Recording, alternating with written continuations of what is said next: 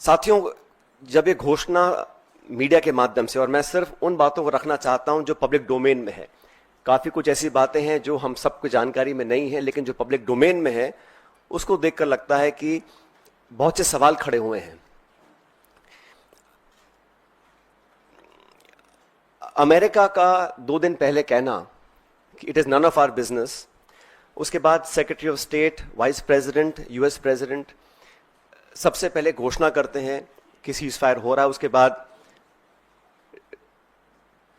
पाकिस्तान और भारत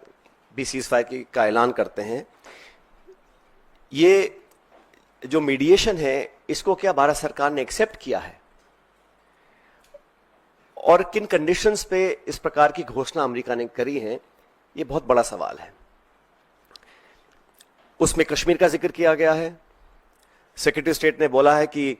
एक neutral site पर कश्मीर के मुद्दे को, और कितना गलत अमेरिका के राष्ट्रपति जी ने कहा कि हजारों साल पुराना ये मुद्दा है। वो भूल गए कि 76 साल पहले ये एक ही देश था, कोई मसला नहीं था,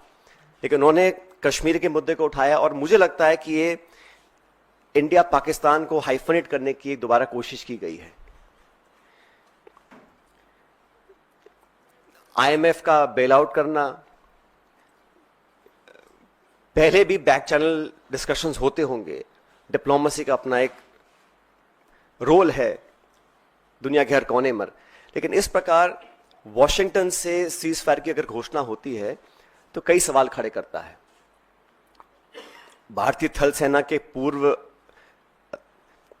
जनरल्स ने भी जो बातें बोली हैं उस पर भी हमको ध्यान देना चाहिए।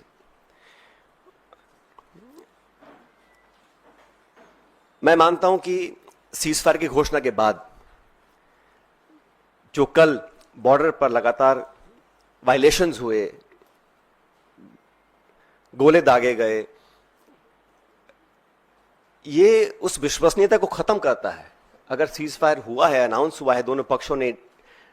डीजीएमओज ने बात कर सीज फायर की घोषणा करी है, उसके तुरंत बाद रात भर जो खबरें हमें देखने को मिली हैं उसमें निरंतर वायलेशंस हुए हैं सीज फायर के। इसलिए मैं मानता हूं कि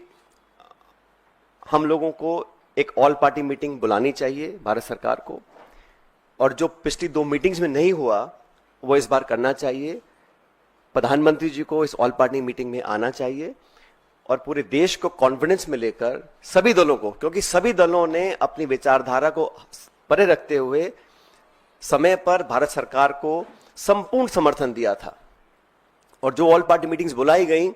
उसमें प्रधानमंत्री जी नहीं आ पाए थे। तो एक और ऑल पार्टी मीटिंग बुलानी चाहिए जिसमें वो सबको कॉन्फिडेंस मिले,